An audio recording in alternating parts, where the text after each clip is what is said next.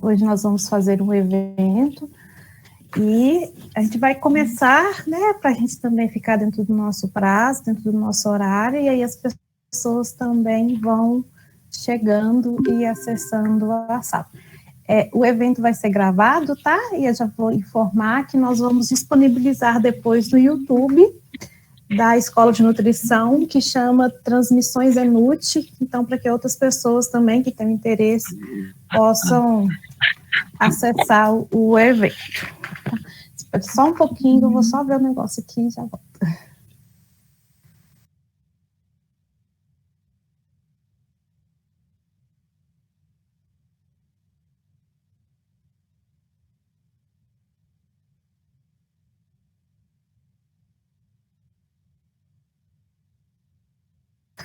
Pronto, problema solucionado.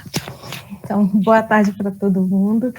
Eu gostaria de agradecer a presença de todos, do grupo de nutrição da boas participações no evento Segurança Nutricional em Tempos de Pandemia, diálogos a partir de indicadores locais.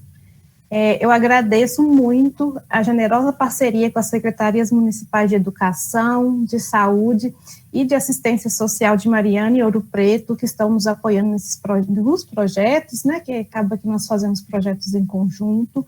Então, realmente, muito obrigada. Eu estendo também um especial agradecimento a todos que trabalharam para o sucesso de hoje, né, de estarmos aqui.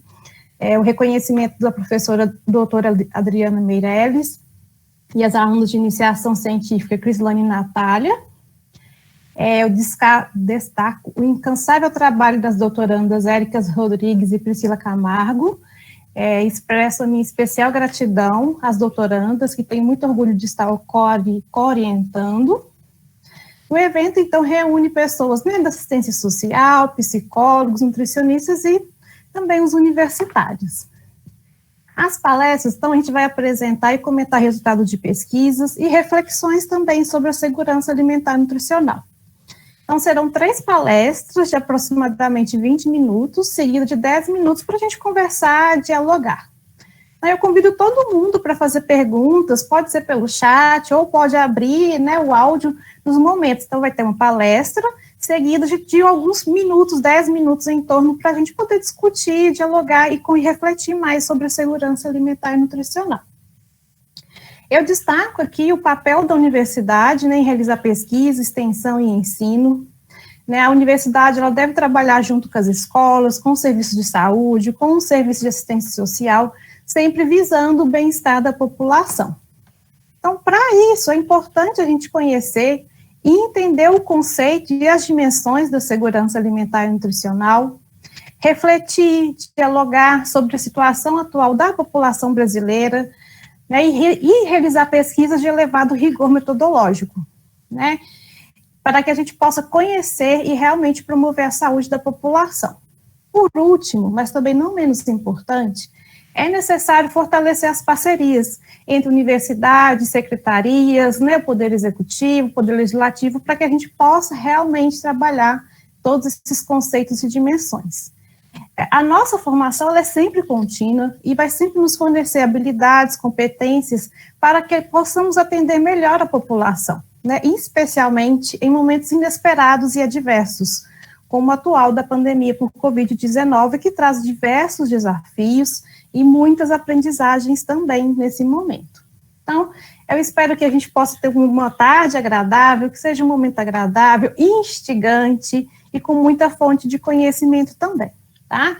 Então, que nós tenhamos um excelente momento e que a gente possa aí, nos firmar nas nossas parcerias, né? Tem pessoas aqui que eu trabalho há muitos anos, então eu tenho muito orgulho de estar aqui hoje e poder estar com os alunos envolvendo esse trabalho.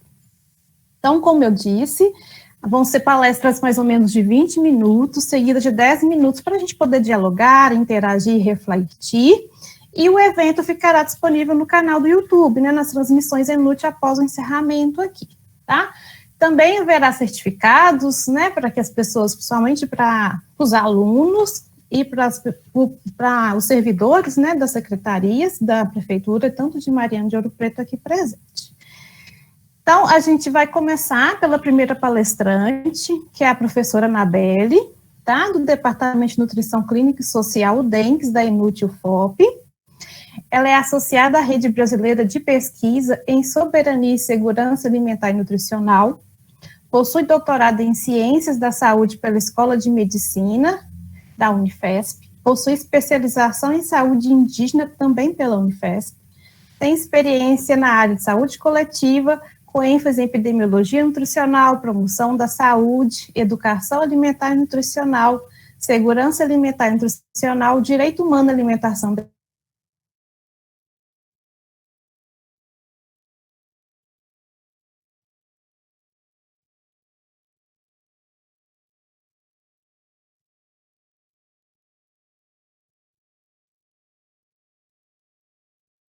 Brasil, pode ficar à vontade. Boa tarde a todas e todos. O prazer é meu de estar numa mesa tão bonita e tão potente como essa, né, de pessoas importantes. Fico muito feliz, agradeço o convite. E principalmente, né, de ser um evento da nossa querida Escola de Nutrição, onde eu me formei há algum tempo. Eu fiz uma apresentaçãozinha, eu posso colocá-la? Sim, sim, claro, pode ficar à vontade. Bom, então, falar desse tema, né, de segurança alimentar e nutricional é muito gostoso e é muito importante até para mim, né, toda a minha trajetória até o momento foi um trabalho pensando muito nessa garantia, né, na promoção da segurança alimentar e nutricional para as populações, sobretudo as populações indígenas, né. Então, falar desse tema, para mim, é muito prazeroso. Bom, então, o que é, né, a segurança alimentar e nutricional? Bom, segundo a LOSAN, a nossa Lei Orgânica de Segurança Alimentar e Nutricional, né, de 2016, a segurança alimentar e nutricional, ela consiste na realização do direito de todos ao acesso regular e permanente, né, a alimentos de qualidade, em quantidade suficiente, sem comprometer o acesso às outras necessidades essenciais, tendo como base práticas alimentares promotoras de saúde, que respeitem a diversidade cultural e que sejam ambiental, cultural, econômica e socialmente sustentável. Então, quando a gente olha para esse conceito de segurança alimentar e nutricional, a gente consegue observar, né, duas dimensões distintas dentro desse conceito, porém, essas dimensões, elas são complementares, né? Então, quando a gente fala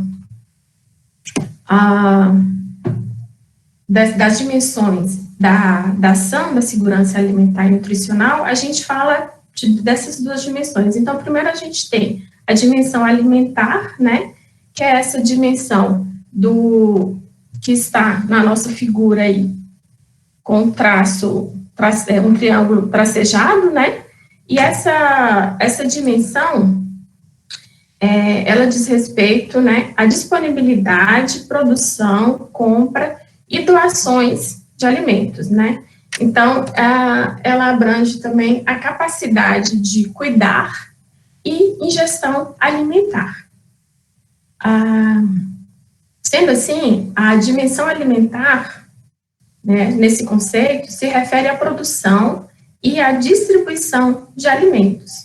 E essa produção e distribuição, elas devem ser suficientes e adequadas para atender a demanda da população em termos de quantidade e qualidade, estáveis e contínuas, né, para garantir a oferta de forma permanente, né, e também neutralizar e potente, de forma que neutralize as flutuações sazonais de produção e disponibilidade de alimentos, né. Com a produção autônoma de alimentos, isso nas diferentes regiões do Brasil, para se garantir, né, uma autonomia alimentar no país, equitativa para garantir o acesso universal as necessidades nutricionais adequadas, a fim de manter ou recuperar a saúde dos diferentes grupos populacionais, né? E nas diferentes etapas do curso da vida. Ela também tem que ser sustentável do ponto de vista agroecológico, social, econômico e cultural, né, com vistas a assegurar a segurança alimentar e nutricional para gerações futuras. Bom, então a segunda dimensão que a gente tem, que já é esse triângulo, né, com o traço cheio. Então, essa dimensão nutricional, pelo desenho é possível observar, né, que já engloba todas essas, a questão alimentar e, para além da questão alimentar, outras questões, como a produção, compra e doações de alimentos, né, a capacidade de cuidar, os serviços de saúde, que são para além da alimentar, condições ambientais, ingestão alimentar, estado de saúde e, por fim, o estado nutricional, que é onde a gente quer chegar, com a garantia de uma saúde e de um estado nutricional adequado. Então, nesse sentido, né, a gente pensa a dimensão nutricional, ela incorpora as relações entre o ser humano e o alimento, né? Então, quando a gente fala da dimensão nutricional, a gente está falando da disponibilidade de alimentos saudáveis, o preparo dos alimentos, e aí a gente considera técnicas, né, que preservem o valor nutricional e sanitário desse alimento, o consumo alimentar adequado e saudável para cada fase dos ciclos da vida, as condições de promoção da saúde, da higiene e de uma vida saudável para melhorar, né, e garantir também a adequada utilização biológica dos alimentos que estamos consumindo.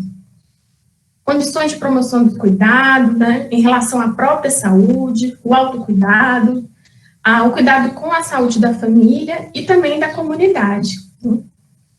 E também engloba a questão do direito à saúde, né, como acesso aos serviços de saúde garantidos de forma oportuna e resolutiva. Gente, eu esqueci de marcar meu tempo, mas quando tiver uns 15 minutos, vocês me dão um toque, por gentileza? Eu não consigo ver o chat, mas acredito que sim, né? Combinado, Mel. Ana, quando é combinado na velha, a gente te avisa, tá? Ok, obrigada. Que às vezes eu falo muito, viu, Raquel? Não, pode ficar à vontade, vai ser ótimo. Bom, então, essas dimensões, ela influencia também, né, no direito humano à alimentação adequada das populações, né? E o direito humano à alimentação adequada, o DHA, ele está presente, ele é uma condição também indispensável, né, para a segurança alimentar e nutricional. E na nossa Constituição brasileira, ele está presente no artigo 6º, né, que assegura a alimentação enquanto um direito social, e também estabelece que cabe ao governo, ao Estado, respeitar, garantir, promover e prover também as ações em conformidade com as necessidades de superação da fome. Então, dessa forma, considerando essas dimensões, né, da ação, da segurança alimentar e nutricional, pode-se dizer que são muitos os fatores que interferem, né, na garantia da segurança alimentar e nutricional de uma comunidade e de populações também.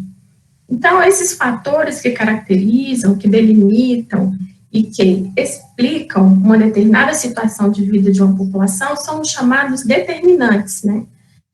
Então, esses determinantes, eles são multifatoriais, os determinantes da segurança alimentar e nutricional, multifatoriais, sendo responsáveis, né, por considerar, e a gente não pode considerá-los como separados, né, eles estão sempre de forma junta, de forma conjunta em uma comunidade. Então, quando a gente observa as condições sociais, econômicas, as condições de saúde, a educação, a cultura de um território onde as pessoas vivem, a gente está observando esses elementos multifatoriais que determinam a segurança alimentar e nutricional. Então, nesse sentido, né, quando a gente fala de promover a segurança alimentar e nutricional para uma população, né, é necessário que a gente observe, conheça, observe o território onde as pessoas vivem, onde as pessoas moram, onde as pessoas circulam, né? O que elas fazem, o jeito de viver nesse território. Quais são os fatores que determinam o acesso regular e permanente de alimentos de qualidade, em quantidade suficiente, sem comprometer o acesso a outras necessidades essenciais, né? Então, quando a gente olha, né, para esses fatores e faz uma análise dessa definição social das condições de vida, a gente percebe que esses determinantes nos ajudam a entender, ou minimamente entender, a determinação da situação de vulnerabilidade de uma população, né? E isso pode interferir na segurança alimentar e nutricional. Então, a habitação, a produção, acesso a esses alimentos, né, se seu prato está cheio ou está vazio, tudo isso, importante conhecer tudo isso, para a gente poder pensar em promover segurança alimentar e nutricional. Bom, então, quando a gente analisa, né, diferentes populações, observa diferentes populações e reflete sobre esses determinantes de segurança alimentar e nutricional, vai ter populações que se organizam de uma forma muito diferente, muito distintas. Aí, por exemplo, a população indígena, ela tem um modo diferente de viver, uma forma diferente de se organizar, né? Então, eles também têm uma forma diferente, possuem uma forma diferente de ter acesso a uma alimentação adequada e saudável, né?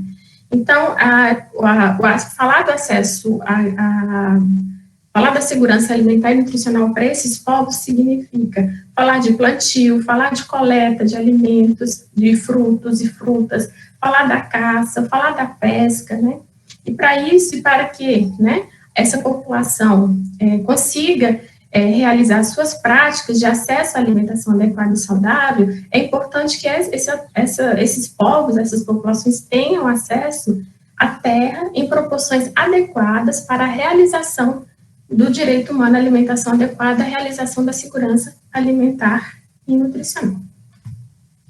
O que é muito diferente, por exemplo, né, quando a gente analisa um território urbano, né, o modo de vida de uma população urbana já é diferente da população indígena que eu apresentei no slide anterior. Então, o acesso da alimentação, ela se dá por meio, né, da compra de alimentos em feiras, em mercados. Então, necessita de ter um acesso facilitado, por exemplo, para comprar esses alimentos saudáveis. Então, precisa de transporte, se estiver longe, o alimento tem que chegar a essas pessoas, as pessoas têm que chegar ao alimento, né? Precisa estar perto do trabalho, para que a pessoa, durante o seu dia, né, durante o momento de trabalho, consiga adquirir alimentos saudáveis, tem que estar perto das escolas, dos domicílios das pessoas, né? Além de tudo isso, as pessoas também necessitam de dinheiro para comprar. Então, por isso, é importante a pessoa ter emprego, a garantia de uma renda adequada para que a pessoa viva e tenha acesso à alimentação. Bom, então, se um local de compra do domicílio, por exemplo, estiver longe, né, que aí é necessário transporte para se chegar aos locais onde se comercializa, então, nesse sentido, é necessário também uma organização urbana, né, um planejamento urbano para que as pessoas que moram nos centros urbanos tenham acesso a esses alimentos, né. Então, é preciso pensar numa mobilidade também urbana para se garantir a segurança alimentar e nutricional. Bom, e ainda olhando, né, analisando os fatores que influenciam os determinantes da segurança alimentar e nutricional, moradores de uma mesma cidade, eles podem apresentar diferentes determinantes de segurança alimentar e nutricional. Então, eu trouxe um exemplo para vocês observarem um contexto urbano, né, com diferentes situações, diferentes condições de vida das pessoas. Por isso, a importância de se observar o território. Então, do nosso lado direito aí da figura, a gente tem uma área de residencial, com casas grandes, né, tem uma parabólica com acesso à informação, piscina, né, um pouco de árvore, poderia ter mais, né? Mas isso você vê grandes espaços para as pessoas se locomoverem, né? Um espaço de uma casa e outra. Já do nosso lado esquerdo, a gente já vê um monte de casa amontoada, né? É um espaço pequeno para correr um córrego de água, que a gente não dá para entender se é um córrego, se é um rio mesmo, se é um saneamento. A gente percebe aí pouca árvore, só o fundo mesmo, mas um aglomerado de casas, de pessoas, né, num pequeno espaço, né, então no outro a gente vê um espaço, casas mais espaçadas, casas grandes e com distanciamento entre uma e a outra, que é possível realizar várias atividades do cotidiano, e na outra a gente já vê casas mais amontoadas, né. E aí tem duas fotografias, né, uma do lado direito e outra do lado esquerdo, representando uma possível vida, uma possível cena do cotidiano, né. Então, crianças brincando dentro de casa, com vários brinquedos, né, protegidas do sol ou da chuva, né, estão bem vestidas, brincando, se interagindo com brinquedos educativos, e do outro lado a gente observa crianças supostamente brincando fora de dentro, né, do espaço domiciliar da casa, mas ali no perímetro da casa, e do lado um córrego com dejetos, com esgoto a céu aberto, e uma outra situação de vida, né, então provavelmente há uma diferença na garantia, no acesso regular e permanente de alimentos entre esses dois grupos de crianças, né? Bom, então a gente viu até agora que a ação, ela também está relacionada a condições de vida, de acesso aos alimentos, né, considerando a produção, distribuição, comercialização, a escolha, o preparo e o consumo da população. Bom, então os determinantes de SAM, eles podem ser sistematizados em 4 dimensões, né? Então a gente fala da disponibilidade, né, o acesso, a utilização e a estabilidade do alimento. E que isso envolve um conjunto de fatores que são interdependentes, né, e se expressam em 3 níveis organizacionais, tá? Então, a gente tem, em termos de níveis organizacionais, o macro, né, se relacionando a questões econômicas, os fatores macroeconômicos que determinam a segurança alimentar, né, como o sistema político, econômico, mundial e nacional, essa interação entre as políticas governamentais mundiais, global, né, as políticas econômicas, política social, a política agrária, a ambiental, e o próprio reconhecimento do direito à segurança alimentar e nutricional. Então, já no nível mais regional e mais local, que seria o mesmo, né, a gente tem os fatores que se relacionam ao preço dos alimentos, né, aí a gente tem o exemplo do arroz, ao preço do mercado local de alimentos, essa oscilação dos preços que dificulta o acesso, né, os custos de outras necessidades essenciais também, elas interferem o custo com a saúde, o custo com a educação, com a moradia, a existência na região de programas que lidam com riscos sociais, que a família está submetida, por exemplo, com a perda da capacidade laboral por idade, por exemplo, ou por acidente, né, problemas de saúde, problemas associados às fases da vida e fatores econômicos, né. Então, no nível mesmo, a gente também tem a questão da racial, né, o racismo e qualquer forma de discriminação negativa na sociedade, isso interfere nos programas de saúde, de educação, mercado de trabalho, né, por meio de emprego, salário e estabilidade nesse emprego, a cultura alimentar em relação ao que se come, o que se é disponibilizado para a gente comer, e a presença de saneamento básico e da vigilância sanitária. Já quando a gente olha, né, de forma micro, olha para o domicílio, quais são esses fatores, então, né? São os fatores que referem à escolaridade da mãe, escolaridade do pai, o perfil demográfico da população, a raça, a cor, né, o nível de saúde, o acesso a serviços e ações de educação alimentar e nutricional, a renda disponível e estabilidade financeira, o tempo disponível, por exemplo, de uma mãe com as suas crianças, né? Agora, na pandemia, a gente teve que readaptar, reorganizar tudo isso, mas isso interfere também. E a participação de programas sociais e a rede de apoio à família, né? Então, nesse contexto, as políticas públicas voltadas para a garantia do acesso à alimentação adequada e saudável, elas se fazem muito necessárias, né? Então, ao longo do tempo, o Brasil, aí, né, ao longo das últimas décadas, o Brasil avançou muito na garantia do acesso à alimentação adequada e saudável, né? Porém,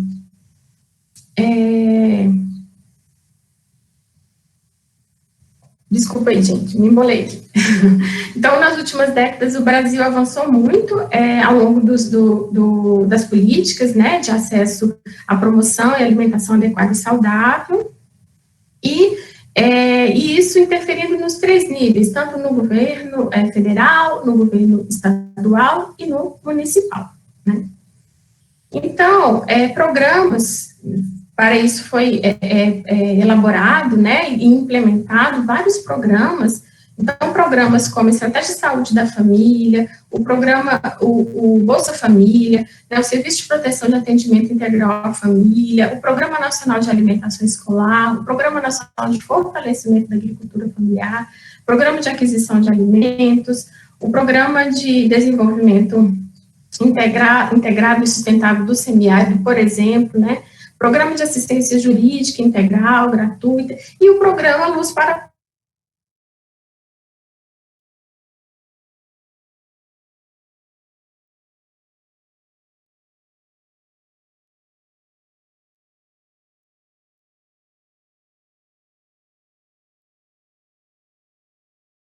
garantir a segurança alimentar e nutricional. Então, esses programas, eles contribuíram muito para a melhoria da segurança alimentar da população brasileira. Porém, né, nos últimos anos, a gente tem observado aí que esses últimos governos, principalmente esse último, não tem como prioridade as políticas sociais, né? Então, a gestão pública, ele está direcionando os seus esforços em outro sentido, né? Então, a gente tem, na atualidade, esses determinantes da segurança alimentar e nutricional, que já tinham sido melhorados, eles têm uma chance grande aí, acho que vai ser um outro momento que vai falar sobre isso, né? Mas de sofrer retrocessos, de sofrer, já está sofrendo ameaças, retrocessos, e as consequências para isso podem não ser muito boas, né? E aí, acho que é importante colocar que esses programas, eles são geridos por recursos públicos, né? Justamente para garantir direitos aos cidadãos, né? E por isso esses programas, esses recursos, eles devem ser muito bem aproveitados. Bom, como está meu tempo?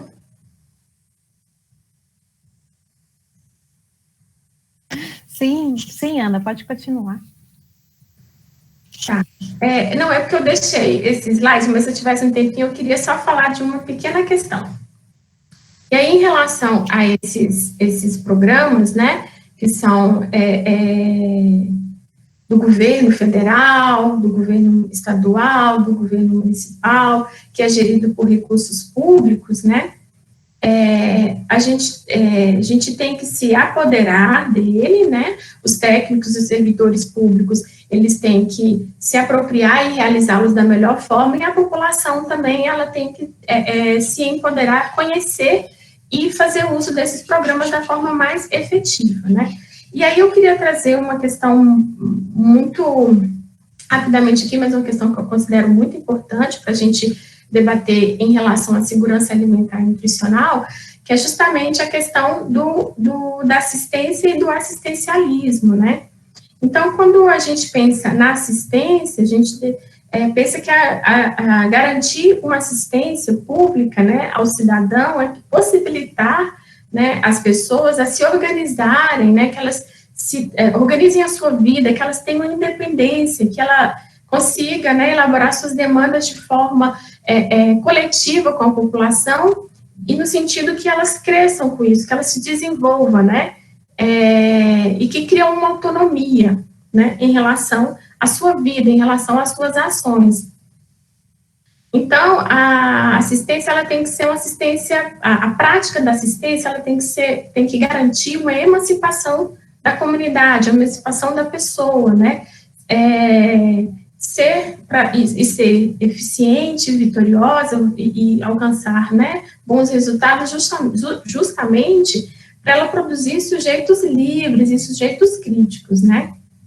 E aí o assistencialismo, né, a gente até escuta muito fazendo algumas críticas em relação ao Bolsa Família e alguns outros programas, justamente por parecer que é um assistencialismo, mas quando a gente olha o que é um e o que é outro, que a gente consegue realizar uma ação voltada, em vez de assistencialismo, uma assistência, né, então trazer essa reflexão aqui, porque o assistencialismo, eles nos deixam muito reféns, muito presos, né, aos políticos, aos vereadores, prefeitos, gestores do nível público, né. Então, nos deixam dependentes, né, as pessoas não exercem sua autonomia, não conseguem se organizar de forma autônoma e ficam presas, né. Então, é uma prática de dominação. Então,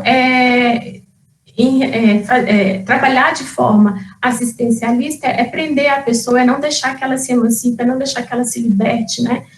E aí você cria sujeitos manipuláveis, sujeitos que são, de alguma forma, eles ficam presos, são facilmente manipuláveis e não se emancipam, né? Não cria essa liberdade, esse desejo e vontade de se emancipar e conquistar coisas novas. Então, quando a gente avalia esses determinantes da segurança alimentar e nutricional, é importante a gente sempre delimitar os espaços, né, as ações que a gente está fazendo de caráter assistencialista e de caráter de assistência, né. E, por fim, para pensar que essas ações, né, assistenciais, não assistencialistas, né, elas devem ser realizadas de forma intersetoriais, né, ações conjuntas, justamente por esse grau de complexidade que possui, né, os determinantes da segurança alimentar e nutricional. Então, é necessário que ações sejam realizadas, né, de forma conjunta, articuladas entre os diversos setores do serviço público, né, justamente para a garantia desse direito, para a garantia da segurança alimentar e nutricional. Então, o trabalho conjunto, né, de secretarias, né, do desenvolvimento social, por exemplo, saúde, educação, agricultura, cultura, meio ambiente e trabalho, né, elas se fazem necessário. As ações devem ser sempre articuladas, né, nunca trabalhar de forma isolada, justamente porque fica mais difícil trabalhar esses determinantes da ação. Então, as ações, elas devem ir ao encontro de uma determinada questão, que no caso é a garantia, a efetivação da segurança alimentar e nutricional, né? Então, essas ações, elas devem ser realizadas na perspectiva do direito humano, né, da proteção da alimentação adequada e saudável, e devem ser sempre pensadas na emancipação da pessoa, na emancipação da comunidade. e assim a gente avança, né, a gente melhora os níveis de saúde das comunidades e populações e não deixa ninguém para trás. Obrigada. Obrigada, Anabelle. Então, gente, a Anabelle fez uma fala aí muito interessante e eu até deixei para falar depois do porquê desse evento, para falar realmente depois que ela tivesse explicado já o conceito de SAM e as dimensões. Então, só para falar um pouquinho, enquanto vocês vão animando aí para fazer perguntas, fazer comentários, né, há um momento, né, que eu, a professora Adriana, a Érica, a professora Natália, que está aqui presente, muito obrigada, Natália, e a Priscila, a professora Mariana, a Natália, assim que começou a pandemia, né, e a gente, principalmente a Érica e a Priscila, elas são da Secretaria, né, de Educação de Mariana de Ouro Preto, a gente começou a pensar que a gente precisava estudar, né, a segurança alimentar nutricional dessa região, porque é uma região, né, que tem aspectos diferentes, né, por exemplo, um dado que a gente já tem que a maioria da população aqui são de pardos e negros por causa da cultura, né, e da história da região, então tem alguns aspectos que são diferentes, como a Anabelle falou, que cada território, né, vão ter as suas peculiaridades, os seus determinantes da ação. E aí também envolvendo a pandemia, que a gente vê e a gente está observando como isso está impactando o sistema político e financeiro. Então, a ideia é a gente acompanhar essa população, né, os escolares dessa região, que a Érica vai apresentar os resultados preliminares, para a gente acompanhar a segurança alimentar e nutricional e também a disponibilidade de alimentos e outros marcadores que a gente também está avaliando, tá? Então, em conversa, né, acho que a Érica e a Cíntia, né, conversando, né, a gente apresentou os resultados, e aí surgiu a ideia de fazer esse evento, para que a gente possa realmente, e aí foi o que eu falei no começo, levar a universidade também mais perto do serviço, né, levar esse conhecimento mais perto do serviço. Então, novamente, eu agradeço a Secretaria, tá, de Assistência Social, o CRAS, né, todos os representantes do CRAS que estão aqui, né, os técnicos, psicólogos, assistente social, agradeço a presença. E aí eu queria convidar todos também para lá no chat falar o nome, o que é, né, se é estudante de nutrição, se é estudante de outra área, para conversar um pouco com a gente pelo chat e sim, né, a gente poder saber quem está aqui presente conosco compartilhando esse momento, tá? Então, por isso de fazer esse evento, visto a importância, né, da ação, como explicado pela Anabelle, e também o impacto que a pandemia, né, pode trazer para a ação, principalmente pensando em todos esses determinantes, tá? Então, essa é a ideia. Então, se alguém quiser fazer alguma pergunta, algum comentário, está aberto o espaço. E eu vou começar lá para a gente começar a falar de onde nós somos, tá? Vamos escrever lá no chat. Raquel, acho que o pessoal pode até falar a percepção, né, que tem sobre os determinantes da segurança alimentar, seja no nível da comunidade, seja até no nível domiciliar mesmo, né, se mudou nessa pandemia. Acho que a gente pode ir fazendo por aí também, se alguém ficar à vontade.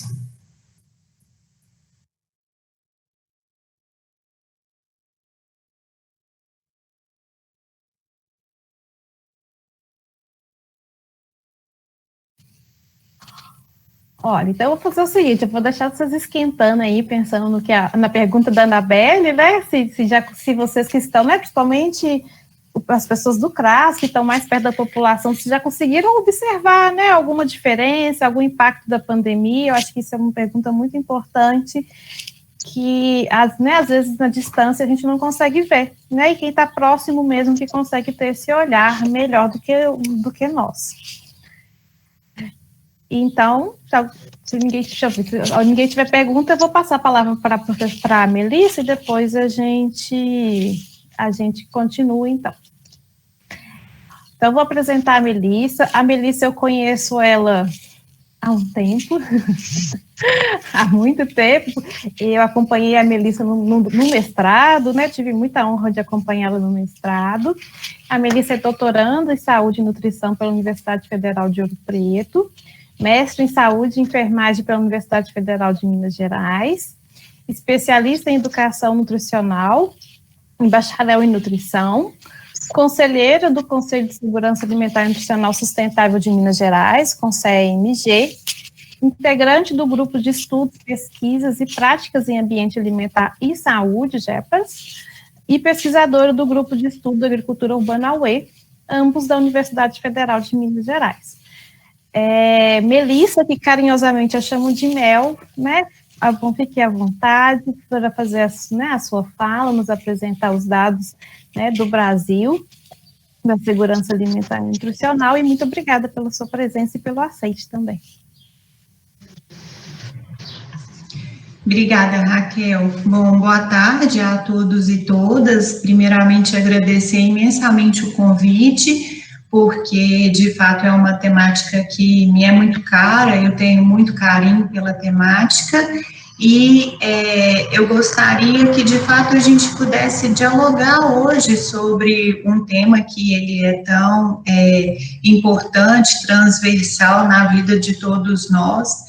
E eu gostaria que, durante a minha fala, que eu fosse apresentando os resultados, eu trouxe alguns diferentes resultados para que a gente possa dialogar, que vocês pudessem ir refletindo o quanto cada um de vocês tem esse direito violado, que é o direito, de fato, ter acesso a uma alimentação adequada e saudável. Porque, muitas vezes, quando a gente pensa na temática, a gente pensa ela sobre o universo da fome, e como a Ana trouxe, é algo muito mais amplo. Eu gostaria de dizer que o meu lugar de fala aqui hoje, ele vai se dar muito mais pelo conselho que eu represento, dizer para vocês que é uma tristeza os retrocessos que nós vivemos hoje no Brasil, principalmente o retrocesso da gente ter tido a extinção do Conselho Nacional de Segurança Alimentar e Nutricional, que era um órgão consultivo do governo e que tratava pautas tão elementares e basilares, que contribuíam para o avanço de sistemas alimentares mais sustentáveis e justos. É impossível a gente tratar essa temática sem pensar em sistemas alimentares, sem pensar em questões relacionadas à hegemonia do poder e contra-hegemonia. Então, acho que seria muito importante a gente refletir um pouco sobre isso, porque os dados, eles revelam para a gente o resultado da nossa incapacidade de garantir o direito humano a uma alimentação adequada, garantir soberania alimentar, garantir segurança alimentar e nutricional para a nossa nação.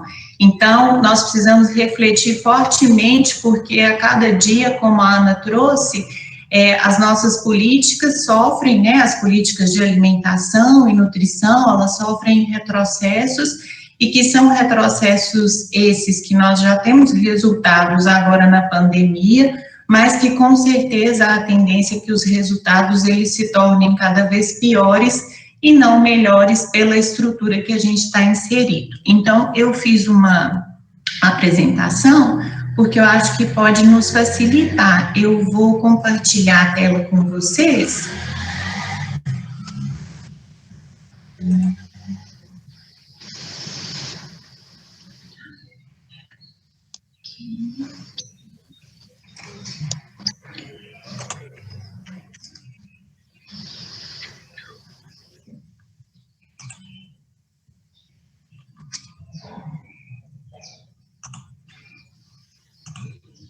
Vocês veem minha tela?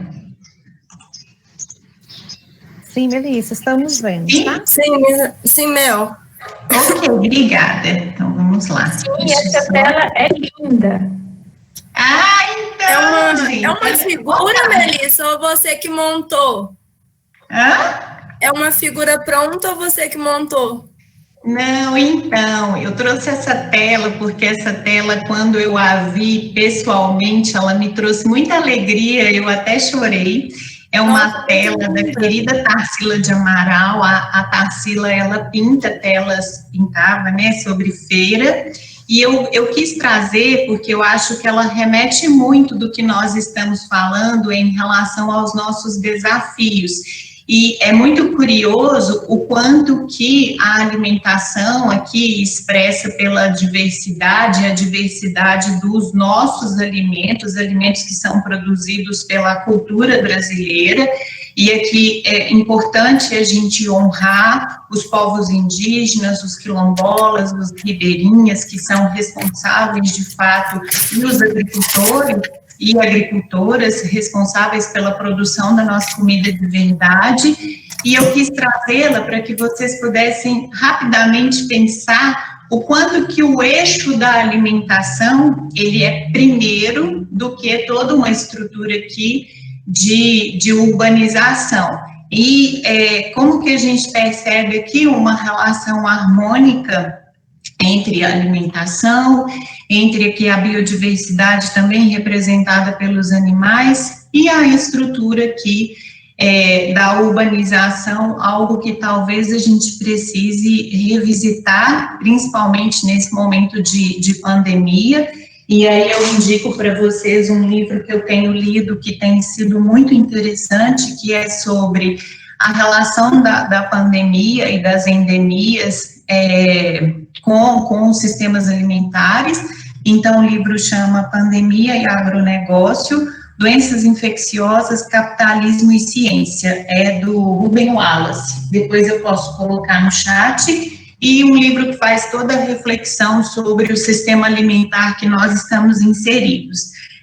Então, não tem como a gente fazer uma discussão sobre a temática de segurança alimentar sem compreender que ela está inserida dentro de um sistema, e um sistema que pode contribuir ou não para a nossa saúde. E aí, aqui, dados da FAO de 2018, então é muito importante a gente entender as consequências desse sistema antes da pandemia de Covid-19, sendo que, em 2018, a desnutrição afetava todos os 193 países do globo terrestre. A desnutrição afetava 1 em cada 3 pessoas, com uma tendência de aumento para 1 a cada 2. Nós tínhamos 800 milhões de pessoas que estavam famintas, pessoas que estavam passando fome. 2 bilhões tinham deficiência de macronutrientes e 1,9 bilhões estavam com sobrepeso ou obeso. Então, esse dado ele é importante, pessoal, por quê? Porque, como a Ana trouxe, a ação, ela tem as suas duas dimensões. Então, ela tem uma dimensão que ela é do aspecto alimentar, do acesso e disponibilidade do alimento, quanto de fato a gente consegue acessar esses alimentos, mas ela tem uma outra dimensão, e aí é importante vocês entenderem que é a forma como o conceito é cunhado no Brasil, e o conceito no Brasil ele foi construído de uma forma democrática, então ele advém da luta de muitos e de muitas, da sociedade civil, de diferentes órgãos, de diferentes pessoas que estavam não só na sociedade civil, mas também dentro das universidades, gestores públicos. Então, ele é um conceito democrático no Brasil, e daí, por isso, ele traz também essa dimensão nutricional, que diz da relação da qualidade dos alimentos, da importância da preservação do meio ambiente, da biodiversidade, e é importante a gente refletir que a insegurança alimentar e nutricional, ela advém com diferentes desfechos. Então, a gente tem um desfecho que ele é mais visível, que é a fome, mas a gente tem um outro desfecho que aí ele está relacionado com sistemas alimentares hegemônicos, com o avanço das indústrias de alimentos e do consumo de alimentos ultraprocessados no âmbito mundial, que retrata como resultado o aumento da obesidade, do sobrepeso e, mais recentemente, tratado através de questões voltadas para uma sindemia global, sendo que a sindemia envolve a relação entre a obesidade, a desnutrição e as alterações climáticas. Então, tudo está muito relacionado. E daí eu quis trazer aqui, para além dos dados da POF, alguns dados que eles são interessantes. É uma publicação recente, eu tive acesso a ela semana passada, que fala um pouco da situação alimentar e nutricional do Brasil, trazendo os dados do excesso de peso e da obesidade da população adulta na atenção primária. Bom, e é importante a gente entender que a vigilância alimentar e nutricional no Brasil, ela tem um arcabouço muito bem estruturado, mas infelizmente ele vem sendo fragilizado pelo avanço do desmonte das políticas públicas e dos governos conservadores, mas essa vigilância, ela advém de inquéritos populacionais, ela advém de informações dos serviços de saúde, sistemas de informação. Então aqui a gente pode exemplificar, enquanto os inquéritos, a própria POF, que é a pesquisa de orçamento familiar, em relação aos sistemas de informação. Aqui a gente pode exemplificar o Vigitel, que é um sistema de vigilância em saúde, que ele acontece anualmente, um sistema muito importante para a gente. As informações aqui, que elas advêm da atenção primária, e que todas essas informações, esse arcabouço de informações extremamente importante para a produção, não só científica, mas também a produção de dados, de maneira que os gestores, eles possam ter acesso, monitoramento e até mesmo pensar programas, ações e políticas que possam contribuir para uma melhora dos dados. Então, esse material ele é muito interessante, eu indico para que vocês possam ter acesso e aí aqui valorar a importância do CISAM, que é uma ferramenta extremamente importante da gestão para os profissionais e gestores de saúde. Bom, e daí, desse material, o que a gente tem de resultado? De um total de 12 milhões de adultos acompanhados na atenção primária, 63% apresentam excesso de peso, e aí esses dados, eles são de 2019, então é importante a gente entender essa temporalidade, que ela é uma temporalidade antes da pandemia, e 28,5% apresentavam obesidade. Eu quis trazer esse dado porque aqui a gente vê que a questão da magreza, ela representa hoje no Brasil, na atenção primária, 2,5%, sendo que a problemática maior, ela advém de questões relacionadas à má alimentação, que tem contribuído para o sobrepeso e obesidade, e com isso a gente tem desfechos de saúde que são desfechos ruins e negativos para a população. E aí a gente percebe aqui a eutrofia em 34,5% da população. Rapidamente, os dados aqui distintos por sexo, sendo que a gente vê que não difere muito. O que é mais relevante é que nas mulheres a magreza ela é mais expressiva, 2,6%, em comparação com os homens, 1,8%. Então é importante a gente entender que sobrepeso e obesidade é também uma face de insegurança alimentar e nutricional advinda de um sistema alimentar que não está sendo capaz de fornecer alimentos de uma forma segura e adequada, principalmente sobre o aspecto nutricional desses alimentos. Bom, e aí o dado da POF, especificamente, o dado da POF que ocorreu 2017-2018, é importante vocês compreenderem que a POF, ela trabalha com uma escala, eu acredito que vocês da pesquisa já devem ter tido acesso, que é uma escala validada para o Brasil, que é a Escala Brasileira de Insegurança Alimentar, onde essa escala, ela tem aspectos relacionados às dimensões de acesso e disponibilidade dos alimentos. Então, a EBI, ela trabalha muito numa visão da percepção dos indivíduos e dos domicílios, ela avalia os domicílios, e numa percepção e em resultados que dizem de questões relacionadas à dificuldade de acessar os alimentos. Então, os dados de insegurança alimentar advindos da POF, eles retratam para a gente questões relacionadas à expressão e aí em seus diferentes níveis. Então, quando a gente pensa em segurança alimentar leve, há uma preocupação de não ter acesso adequado aos alimentos durante a temporalidade que a POF trabalha.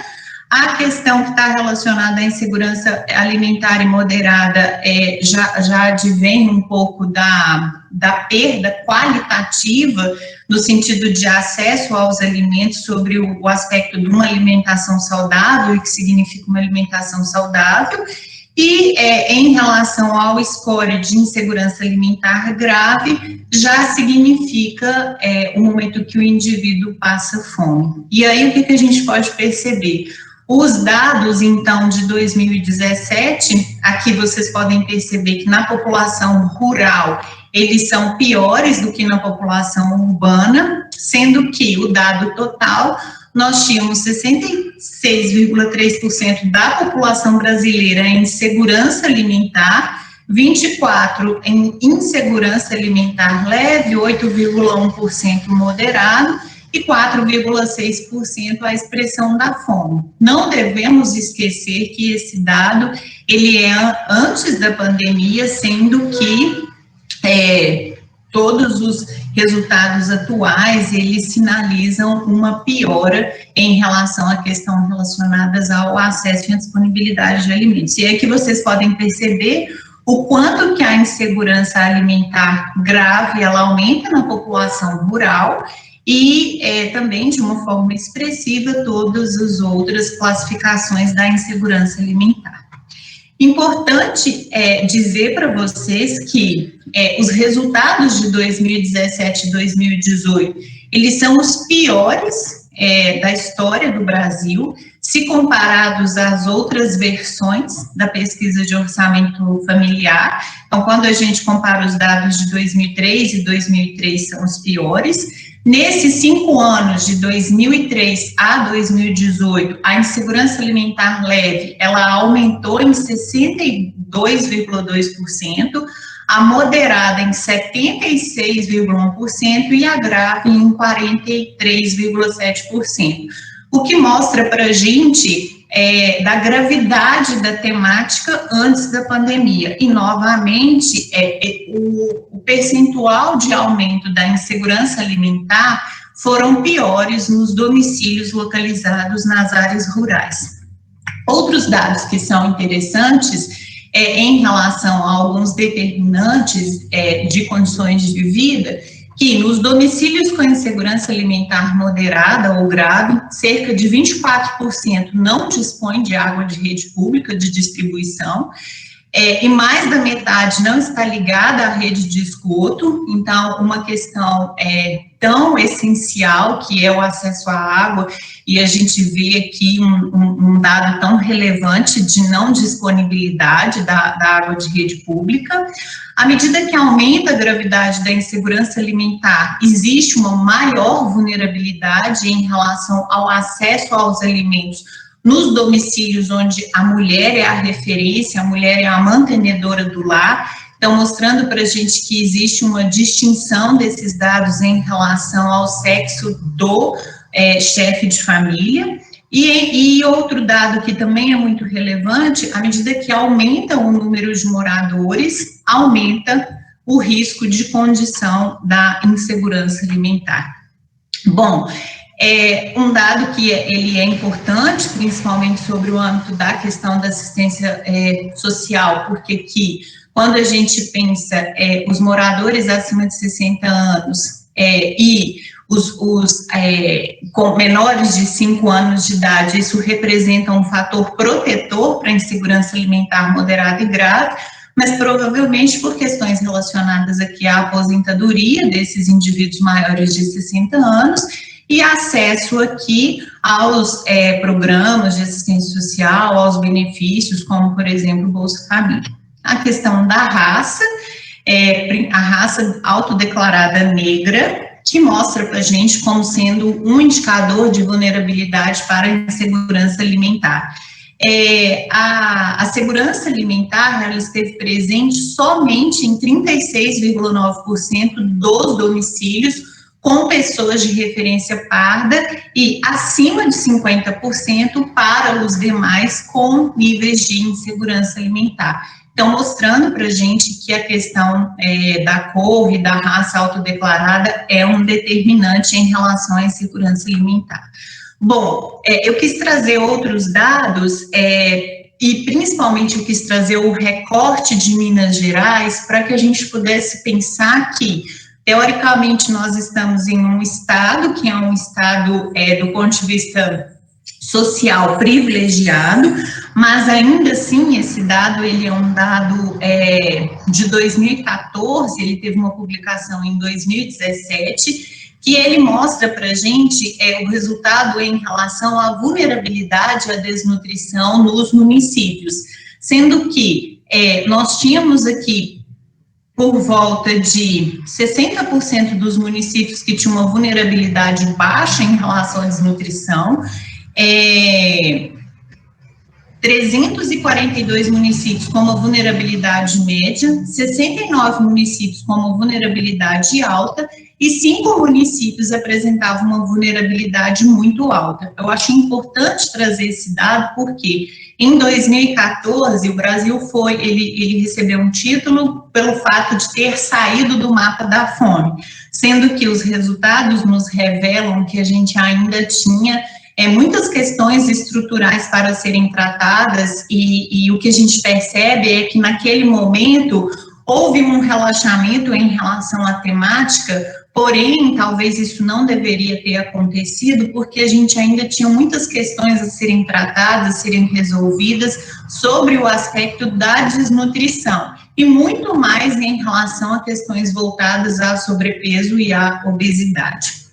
Bom, aqui, rapidamente, um dado que também advém da mesma publicação, que fala do déficit de peso para as crianças, onde vocês podem perceber que, se a gente comparar o dado de 2014 com o dado de 2017, o dado de 2017, principalmente na região sudeste, ele era um dado pior do que o de 2014, o que já sinalizava para a gente que a gente tinha uma piora em relação aos dados de insegurança alimentar e nutricional, porque a gente pode considerar esse dado como sendo uma proxy da insegurança.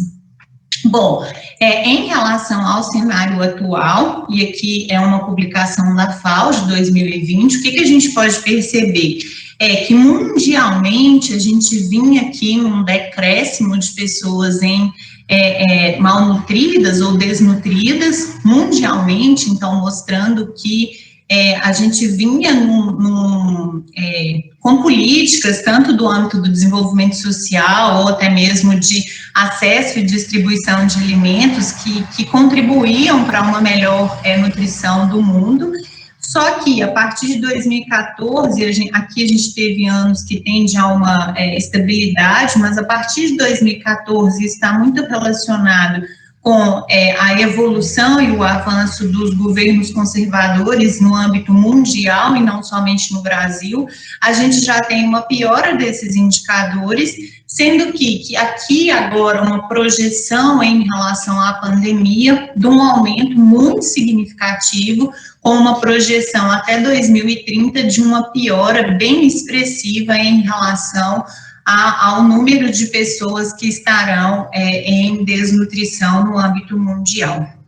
Bom, aqui rapidamente um dado sobre a Fiocruz, da pesquisa de alimentos, de consumo de alimentos, antes e durante a pandemia, mostrando para a gente que houve um recuo em relação ao consumo das verduras e dos legumes, das frutas e do feijão, que são marcadores de alimentação saudável, e um avanço no consumo de marcadores de alimentação não saudável, tidos aqui como os alimentos ultraprocessados. E o quanto que isso pode contribuir aí para o avanço da obesidade e do sobrepeso.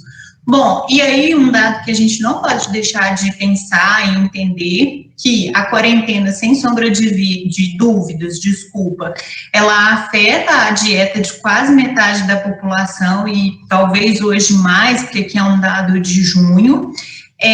A questão da Covid relacionada com o aumento de fome no âmbito mundial e uma proxy aqui que mostra para a gente o fosso social que nós estamos inseridos nele atualmente, que metade da população brasileira solicitou auxílio emergencial. Então, o quanto que essa questão do acesso e a disponibilidade de alimentos precisa ser realmente amplamente discutido. Bom, e aí, pessoal, o que a gente deve pensar, deve fazer do âmbito da nossa atuação? Criação de comitês municipais e intersetoriais de emergência para combate à fome, extremamente importante a gente avançar nesse momento, no diálogo dessa intersetorialidade que vai contribuir para que, de fato, a gente possa minimamente atuar sobre a temática, pensar indicadores no sentido da gente realmente ter a capacidade de monitorar os dados de insegurança alimentar e, para além disso, da efetividade das suas ações propostas, avaliar estratégias de segurança alimentar e nutricional em diferentes públicos, mas principalmente para os públicos vulneráveis, população em situação de rua, populações vulneráveis, sobre a coordenação da Secretaria Municipal de Assistência Social, pensar estratégias mais amplas que envolvem diferentes atores. Então, pensar esse diálogo efetivo entre a saúde, assistência social, educação, agricultora e agricultores, controle social, que é extremamente importante, se encontra extremamente ameaçado na estrutura política que nós temos hoje, estabelecida no Brasil, em alguns estados e até mesmo municípios, e o papel da universidade, que é fundamental para também contribuir para esse diálogo. Outra questão que é importante a gente pensar em como fomentar o acesso aos alimentos mais saudáveis e sustentáveis, então aqui a importância das feiras livres, a compra direta dos agricultores e agricultoras, então extremamente importante para que de fato a gente consiga acessar de uma forma mais efetiva e equânime esses alimentos. Aqui, construir políticas de segurança alimentar e soberania. Uma coisa que é muito importante é a gente pensar e refletir muito sobre a composição das cestas básicas, o quanto que essas cestas básicas elas estão preservando o direito humano à alimentação adequada de diferentes povos e populações, ou se ela está violando e contribuindo para retroalimentar um sistema alimentar hegemônico. E, finalmente, é urgente a gente repensar os sistemas alimentares atuais, evoluir nas métricas de avaliação dos indicadores de SAM e relembrar que o sistema alimentar ele é uma questão de saúde pública e de responsabilidade de todos e de todas. E daí eu deixo uma reflexão e uma pergunta para a gente dialogar e discutir como garantir o direito humano à alimentação adequada durante e após a pandemia, considerando o cenário que nós estamos inseridos nele atualmente. Bom, recomendações de leitura, principalmente esse material, que é um material novo, publicado pela URGS, vocês conseguem acesso pela internet, um material muito bom, que faz uma tratativa sobre a multidimensionalidade da temática. E aqui para relembrar que a gente precisa sempre refletir que comer e deve ser pensado como um ato político. Muito obrigada, peço desculpa porque eu passei meu tempo aí em alguns minutos.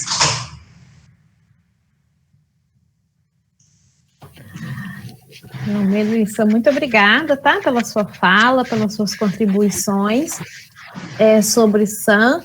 Eu queria destacar, né, que isso é muito presente, a gente avalia a segurança alimentar e nutricional e a gente observa, né, nas famílias em insegurança um alto consumo de alimentos ultraprocessados, né, isso é muito grave, pensando, né, principalmente que já é situações de economicamente vulneráveis e como que está sendo o destino, né, desse pouco recurso. E um outro lado que eu levanto também é realmente a construção das cestas básicas, né, que a Melissa falou no final, do respeitar a cultura alimentar brasileira, né, e também de fazer uma construção que leve mais produtos, né, que sejam saudáveis e menos produtos industrializados, como biscoitos, né, alguns tipos de macarrão instantâneos, bebidas, né, e que valorizem realmente, aí eu vou falar, talvez de uma maneira mais crua, o nosso arroz com feijão, né, que isso está sendo cada vez mais desvalorizado, e a gente observa muito isso, né, nessa tratativa aí da segurança. Então, não é, a gente pensa muito em magreza, né, mas a gente tem pessoas com excesso de peso em uma elevada insegurança alimentar, né, se a gente pensar nesse contexto. Então, isso é uma coisa muito importante. Vamos fazer o seguinte, Érica, você apresenta e depois a gente discute tudo no final, porque aí, ó, a Anabelle já trouxe uma pergunta, que é para a gente refletir, né, como que nós estamos vendo isso no dia a dia, né, vocês estão vendo isso no dia a dia de vocês. A Melissa trouxe hoje, né, como que a gente pode atuar perante a ação durante e após a pandemia, né, que é, inclusive, um dos objetivos do estudo, é a gente poder avaliar isso, a gente está avaliando durante, e a gente pretende acompanhar isso após a pandemia, né, a gente fez um cálculo aí de 2 anos, mas talvez acompanhar essa população por mais tempo.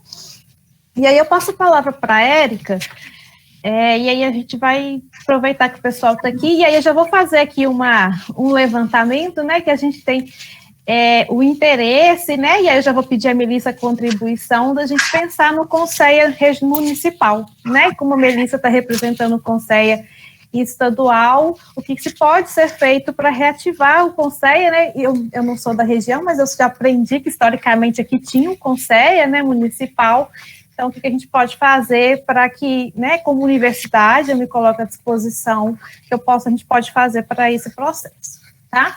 A Érica, que é nutricionista responsável técnica pela alimentação escolar da Prefeitura Municipal de Mariana, especialista em alimentação e nutrição do escolar pela Universidade Federal de Ouro Preto, mestre e doutorando em saúde e nutrição pela UFOP, e é a grande idealizadora, né, desse evento hoje, que trabalhou arduamente aí para que a gente possa estar aqui hoje reunido.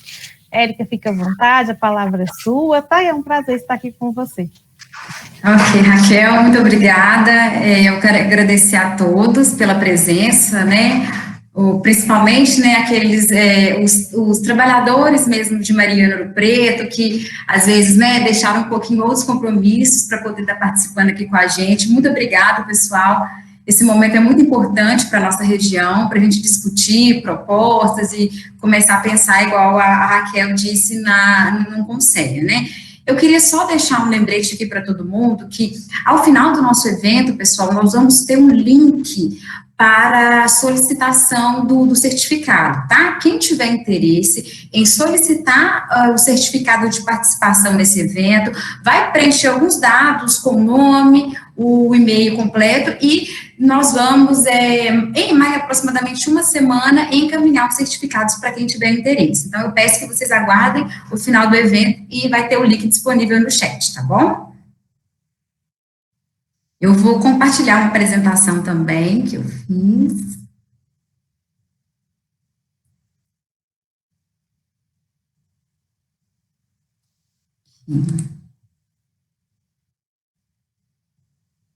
Aí tá aparecendo para vocês em tela cheia?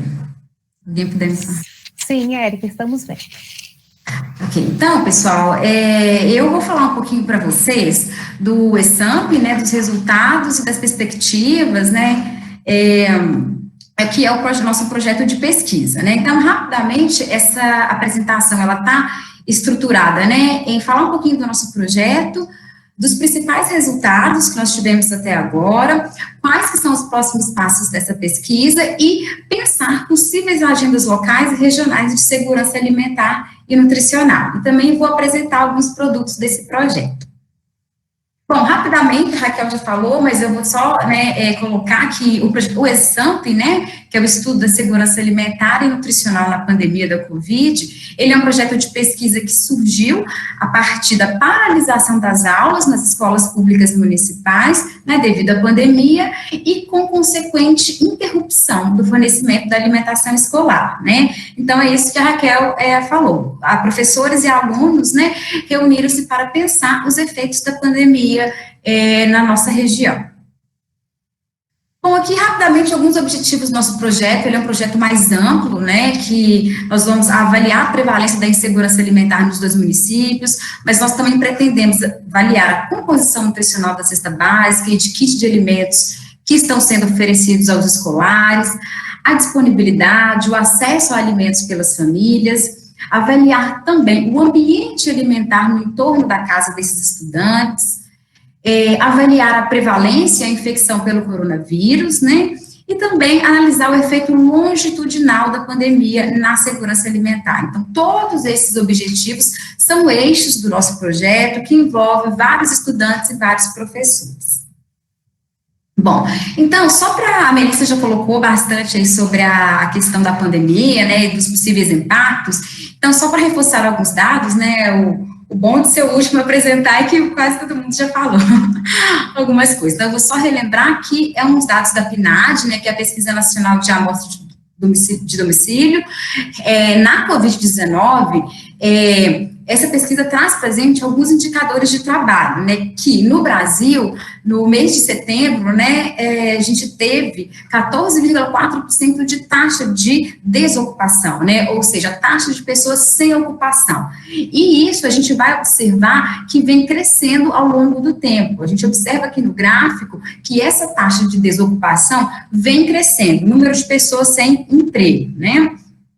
Em relação também aos indicadores de trabalho da PNAD, a gente vai ver o rendimento médio real efetivamente recebido, né, pelos brasileiros, que foi de R$ 2.168, e o rendimento médio normalmente recebido, que é de R$ 2.378, ou seja, uma pequena variação, porém a gente vai observar que isso é distribuído desigualmente no Brasil, né, em determinadas regiões esse valor é menor. Bom, rapidamente, alguns indicadores também em relação a essa situação de pandemia, né, 2,7 milhões de pessoas afastadas do trabalho, né, devido ao distanciamento social, 7,9 milhões de pessoas em trabalho remoto, 15,3 milhões de pessoas não procuraram trabalho por conta da pandemia ou por falta de trabalho na localidade que vivem, né? Como a Melissa já falou, quase metade da população brasileira recebeu o auxílio emergencial do governo federal.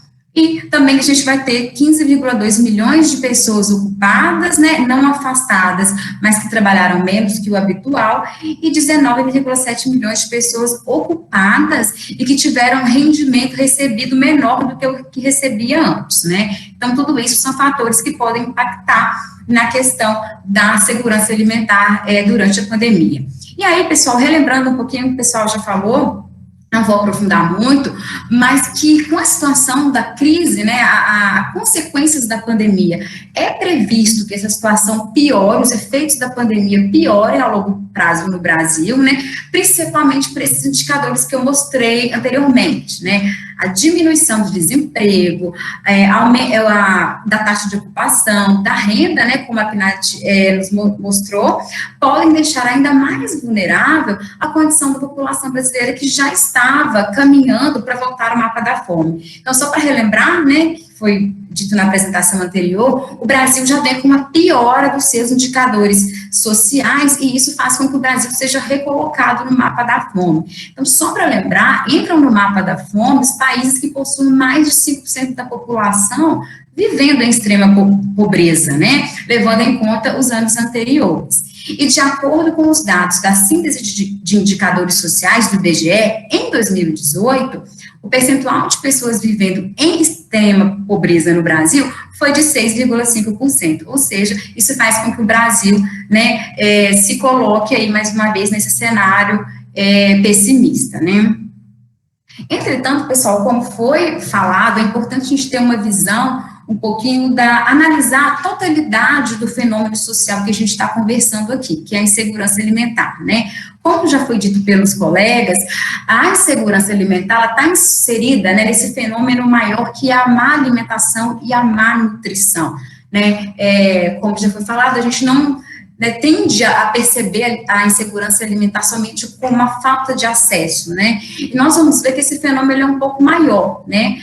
Eu trouxe aqui um artigo para mostrar para vocês, que é sobre o padrão alimentar de risco para as doenças crônicas não transmissíveis, né, que foi uma revisão de literatura, uma revisão sistemática, e eles identificaram que o consumo de frutas, legumes e verduras esteve abaixo do recomendado na maioria dos artigos que eles revisaram, né, e foi encontrada uma associação significativa entre esse baixo consumo e perfil antropométrico, né, ou seja, o crescimento do sobrepeso e da obesidade, né, alta prevalência do excesso de peso e baixo consumo de alimentos marcadores da alimentação saudável, indicando a necessidade de intervenção. Então, isso demonstra para a gente a complexidade do fenômeno que a gente está falando, né, porque a gente tem os dois lados da mesma moeda, a insegurança alimentar e os dois lados da mesma moeda.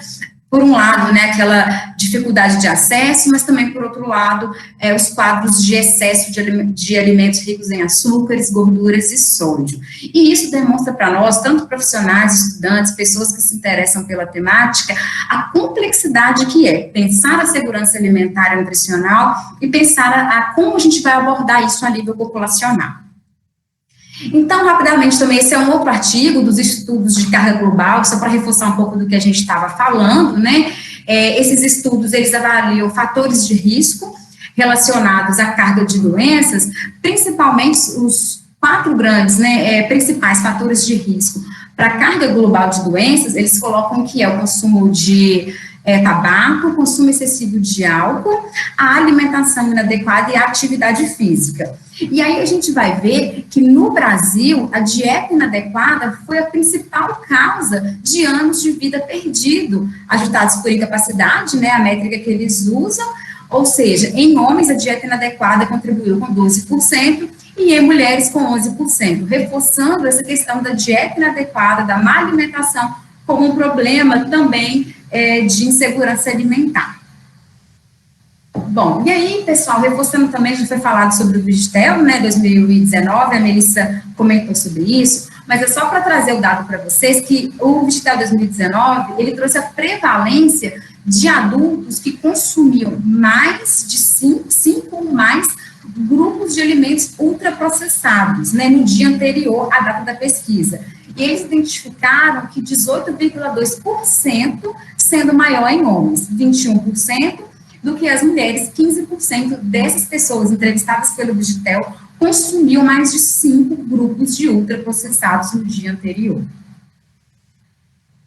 Bom, e aí a gente falou um pouquinho desse cenário nacional, como que está esse cenário durante a pandemia da Covid. Então, esse artigo eu não vou aprofundar, porque foi o artigo que a Melissa trouxe, né, do pessoal da Fiocruz. A gente não tem muitos estudos publicados no Brasil sobre o consumo, né, alimentar durante a pandemia. Essas pesquisas estão saindo ainda, estão sendo publicadas, mas um dos dados que a gente tem é esse, né, que nós vamos observar a diminuição do consumo de alimentos saudáveis, né, hortaliças, e o aumento do consumo também de alimentos processados, que são os congelados, salgadinhos, né, de 41% para 47%, chocolates, biscoitos, doces, e é importante a gente considerar que esse aumento vai variar em função do sexo, em função da faixa etária, também vai haver diferenças nesse consumo. Bom, e agora sim, pessoal, entrando especificamente nos resultados, né, eu coloquei um parâmetro um pouco nacional, um pouco geral, e agora eu vou trazer para vocês o que é, de fato, o que a gente já conseguiu ter de resultados da pesquisa que a gente está realizando. Então, em relação à segurança alimentar, né, medida pela EBIA, essa escala que a Melissa apresentou para vocês, nós tivemos um perfil de segurança alimentar, que é aquelas pessoas que se consideram, durante a pesquisa, né, dos 3 últimos meses, com acesso regular e permanente aos alimentos, 18%. A insegurança alimentar leve, né, foi identificada em 65,7% dos entrevistados estavam nessa condição.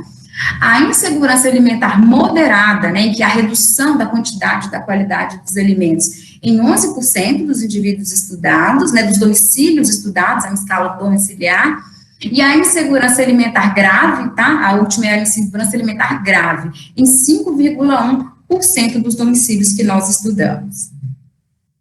Bom, e aqui, só para colocar um pouquinho para vocês, alguns fatores sociodemográficos, né, dessa população de Mariana e Ouro Preto. A pesquisa foi realizada nos meses de junho e julho, por telefone, né, nos domicílios dos alunos da rede pública de Mariana e de Ouro Preto. Então, qual que é o perfil sociodemográfico, né? Em relação à cor autodeclarada, né, dos indivíduos, nós tivemos a maioria parda, 56,6%, né, seguida da preta, 26%, 15% branca e 4,4% amarela, né. Desse total de indivíduos, eram solteiros separados ou viúvos, 40,2%, e casados, 59,3%.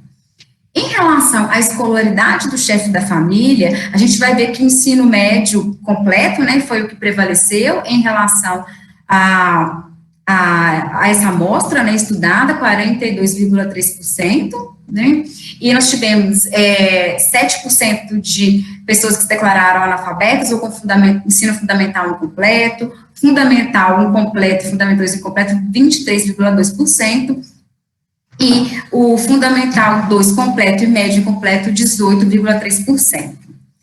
A maioria dos entrevistados foram mulheres, 9,2%. Então, em relação a alguns indicadores, né, da segurança alimentar e nutricional relacionadas à pandemia da Covid-19, nós vamos observar que 66,5% dos entrevistados, eles relataram uma queda na renda após a pandemia, e é importante, pessoal, a gente ressaltar que, mesmo aquelas famílias que não tiveram muita queda na renda, tiveram menores chances de pertencer ao grupo segurança alimentar. Tá? Em relação ao acesso à cesta básica, 62,8% dos entrevistados relataram não ter recebido cesta básica. Do total de domicílios que receberam, 40,5%, eles tiveram uma chance de 1,75 vezes maiores de pertencer ao grupo segurança alimentar, comparado aos domicílios que não receberam. Então, a gente vê que essa política ainda tem relevância, né, em relação a buscar garantir a segurança alimentar para essa população amostrada. Em relação ao auxílio emergencial, né, da população que nós estudamos, 63,9% dos entrevistados disseram, né, que algum morador do domicílio recebeu esse auxílio, e quem recebeu teve a chance 1,54 vezes maior de estar no grupo segurança alimentar, comparado a quem não recebeu. Então, a gente vê, né, que foi também uma política, tem sido uma política que tem uma importância para buscar promover a segurança e auxiliar as pessoas em situação de vulnerabilidade nesse momento, né. Em relação à rotina dessas pessoas durante a pandemia, 41,7% dos entrevistados, eles relataram que ficaram em casa durante o tempo todo, né, da pandemia, e esse fato isolado não esteve associado à insegurança alimentar. E que a maior parte desses entrevistados, 94,1%, informaram que eles, deixa eu só subir aqui um pouquinho, tiveram acesso a itens de higiene durante a pandemia. E aí nós perguntamos também se teve alguém do domicílio que foi infectado com o coronavírus, né, e 9,7% das pessoas responderam que alguém do domicílio foi infectado pelo coronavírus. Entretanto, esse fator também isolado, ele não foi diretamente associado à insegurança alimentar nessa amostra estudada. Bom, e aí também nós investigamos a disponibilidade dos alimentos, né, no domicílio dos alunos, e nós observamos que, em relação ao arroz e feijão, 96,6% desses domicílios relataram, né, ter acesso, ter disponível esses alimentos, e também esses alimentos foram considerados de alta disponibilidade, né? Biscoitos industrializados, 72% relataram também ter alta disponibilidade desse tipo de alimento, e 38,7% dos domicílios estudados também relataram ter alta disponibilidade de sucos industrializados. Bom, e aqui também, só para trazer alguns exemplos, em relação à baixa disponibilidade de alimentos no domicílio, nós vamos observar que leite derivados, né, 29,4% desses domicílios, em relação a ovos, 26,1% dos domicílios relataram ter esse alimento disponível, em relação às hortaliças, 32,2%, carnes, 40,8% dos domicílios relataram ter disponibilidade desses alimentos, e frutas, 46,2%. Bom, e aí, pessoal, qual que é a questão que a gente precisa pensar, né? É o que a gente vem falando aqui, que quando a gente vai pensar possíveis agendas locais para o fortalecimento da segurança alimentar, nós precisamos considerar, como os estudos mostram, tanto os estudos nacionais como esses indicadores locais que nós trouxemos, que há uma diminuição, né, da disponibilidade de alimentos considerados saudáveis, principalmente fruta, legumes e verduras, e também um possível aumento, né, na disponibilidade de alimentos ultraprocessados. Então, as agendas locais que, né, quando a gente pensa agendas locais para a segurança, nós precisamos pensar nesses dois lados, nessas duas faces da insegurança alimentar e nutricional. E aí, aqui a gente trouxe só para identificar o que seriam possíveis agendas e como nós poderíamos levar isso, né, talvez para um Conselho Municipal de Segurança Alimentar, para que haja um diálogo entre a gestão e as demandas da sociedade, né, de uma forma independente. Então, eu trouxe alguns exemplos do que tipo de agenda a gente pode propor, né, para o município, para a região. O fortalecimento da agricultura familiar, né, com a ampliação do percentual de compras institucionais de gêneros alimentícios com produtos da agricultura familiar, né. Hoje, a gente sabe que só o PNAE tem a obrigatoriedade de aquisição de, no mínimo, 30% dos alimentos vindos da agricultura familiar. Então, seria interessante que os municípios ampliassem esse percentual, comprando, inclusive, outras secretarias, outros programas, para além do programa da alimentação escolar, né? Isso pode ser uma agenda municipal. O planejamento e a estruturação de feiras livres, feiras gastronômicas que promovam a alimentação saudável a partir de produtos produzidos localmente, com fomento aos produtos agroecológicos, né? Então, é muito interessante, não nesse momento de pandemia, claro, mas quando a gente tiver essa possibilidade, que, de fato, essa articulação com as feiras, tenha diálogo também com os agricultores, com os produtos que eles né, geralmente produzem, e com isso também seja um espaço para a promoção da alimentação adequada e saudável, pode ser uma agenda municipal de segurança alimentar, incentivos econômicos, né, para que restaurantes e lanchonetes adquiram produtos produzidos localmente dos agricultores familiares. Então, é interessante que os governos, né, locais promovam esse incentivo, façam um diálogo com os empreendedores do município para que haja também o escoamento da produção dos agricultores por meio dos restaurantes e lanchonetes, né. Então, aqui mais alguns exemplos de agendas para fortalecimento da segurança alimentar, a valorização do guia alimentar da população brasileira, né, a gente viu aí recente alguns ataques ao guia, mas ele de fato é o que a gente tem como norte, né, para a alimentação adequada e saudável. Então, trabalhar isso de uma forma interdisciplinar, né, várias secretarias trabalhando em relação à valorização do guia alimentar e das recomendações que estão no guia.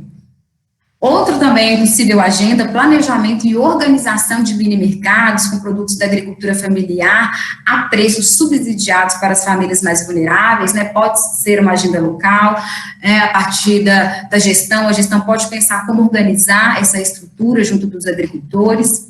E uma questão interessante também, que talvez tenha vindo para ficar, né, a gente vai ver como vai ficar essa situação em relação à pandemia, mas tende a ficar, que é o incentivo e a formação, né, auxiliar com estrutura e tecnologia pequenos agricultores, associações e cooperativas de agricultores, para que eles consigam se inserir no mercado de entrega a domicílio, né, o mercado de delivery, que eles consigam também competir com outros mercados maiores, para que esses agricultores também sejam inseridos nesse modelo, né, de aquisição de alimentos. Então, aí algumas possíveis agendas locais para o fortalecimento da segurança, né. E aí é importante destacar que essas ações, essas agendas, né, elas se inserem numa agenda maior de desenvolvimento local, que inclui a geração de renda, a inclusão socioprodutiva, a preservação ambiental, né, a gente sabe da importância de circuitos mais curtos de produção e consumo, acesso a alimentos frescos, saudáveis e também agroecológicos, né? E para além, né, a gente sabe, a partir de tudo que a gente falou e discutiu até agora, que para além da crise sanitária relacionada à Covid-19, essas ações também são importantes para o enfrentamento de outras pandemias, né, como a Melissa bem trouxe, que é a pandemia da fome, da pobreza, da obesidade e das alterações climáticas. Então, a gente sempre pensar uma agenda um pouco mais integrada para que a gente, de fato, consiga construir um ambiente promotor da alimentação saudável. Bom, e aqui é só para mostrar para vocês, né, a importância. O nosso grupo de pesquisa se preocupa muito em dar um retorno para a sociedade, né, dos resultados, daquilo que o grupo está pensando sobre segurança alimentar e nutricional. Então, nós já elaboramos uma cartilha de alimentação saudável, que vai ser enviada para os pais dos alunos. Então, tem informações sobre alimentos, refeições saudáveis, com exemplo, com dicas de alimentação saudável. Nós também elaboramos uma cartilha com os resultados para os pais, para os diretores, para as secretarias, para que você tenha informação, né, para que esses resultados não fiquem apenas no ambiente acadêmico. E nós também elaboramos um sumário executivo que problematiza um pouco a situação da segurança alimentar aqui na região, voltado um pouco mais para a gestão, né? E a nossa ideia é encaminhar isso para os gestores, para os secretários, para o prefeito, né? E para aqueles gestores locais, pessoas que podem aí também dialogar em relação à temática. Bom, aqui foram algumas referências que foram utilizadas nessa apresentação, e aí eu agradeço, e se vocês tiverem dúvida, estou aqui aberta para responder, viu? Muito obrigada. Então, vou agradecer de uma vez a Érica, a Anabelle, Melissa, por participar com a gente, por trazer as falas, trazer essas colocações, né? Acho que fica evidente a importância da segurança alimentar e nutricional no dia a dia do profissional, né? No dia a dia que nós estamos vivenciando. Eu sempre gosto de falar que eu fui agente comunitário de saúde antes de entrar na universidade, né, e eu entendo a importância, e eu via muito essa importância da gente estar perto da população e enxergar o que está acontecendo com a população, né, que é só, assim, é realmente quem está na ponta que consegue ver isso com um olhar melhor, né, e ver essa mudança, talvez, com uma sensibilidade maior do que a gente consegue ver, tá? E aí, eu queria abrir um espaço, né, o microfone, se quiser falar, pode abrir, ou se quiser escrever no chat, para a gente conversar um pouco como que vocês estão vendo a situação, né, de Ouro Preto e de Marianda, né, do acesso nessa pandemia. E também a Melissa colocou aqui um comentário, né, de como que a gente pode dialogar, para que, né, se vocês precisarem, que a gente possa ter um conselho municipal, se for o desejo, né, dos profissionais, e como eu disse, estou disponível, né, nós do Examp estamos disponíveis para conversar e para fazer essa ponte. Então, está aberto para vocês, quem quiser conversar, dizer, tiver alguma ideia, contribuição também, né, para que a gente possa continuar com os projetos, ou então apresentar o que vocês estão vivendo, né, o que vocês observam nas famílias que vocês estão acompanhando. Eu vi que tem professoras, né, aqui, como que vocês acham que tá essas crianças, né, sem ter uma alimentação escolar, o que vocês entendem desse momento. Então, está aberto para as falas.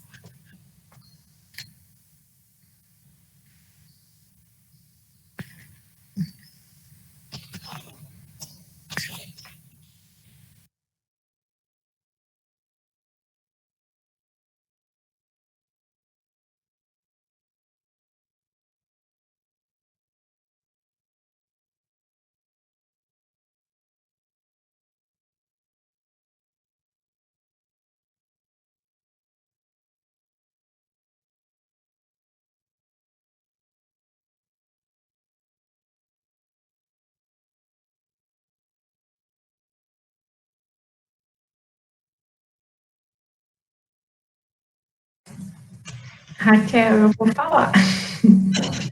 À vontade, Anabela, espaço nosso. Ai, eu fico coçando. Nossa, parabéns pelo trabalho, né? Os dados são extremamente relevantes. Eu não imaginava que era essa situação. Confesso que eu não tinha dimensão da situação de Insan em Ouro Preto, né? Lógico que eu tenho algumas lembranças, inclusive, do momento de graduação, né? Aplicando o questionário na cidade, subindo os morros e percorrendo os distritos, né? Mas como a gente teve uma melhoria aí das condições sociais, né, com as políticas sociais em todo o Brasil, eu imaginei que talvez fosse uma situação um pouco melhor, né?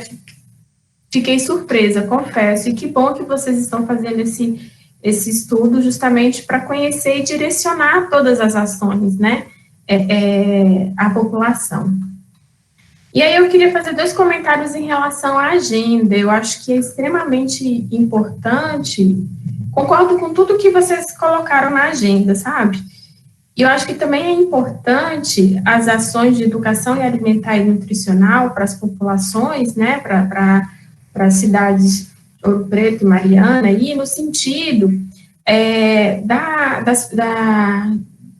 dos consumidores mesmo, né, de produtos, de alimentos, que vai comprar, vai adquirir esses alimentos da agricultura familiar, é justamente saber que é uma produção, na grande maioria das vezes, agroecológica, que a gente sabe que tem, a UFOP, inclusive, acompanha essa produção agroecológica, né, em Ouro Preto, e que esses alimentos, eles estão em uma outra forma de produção, né.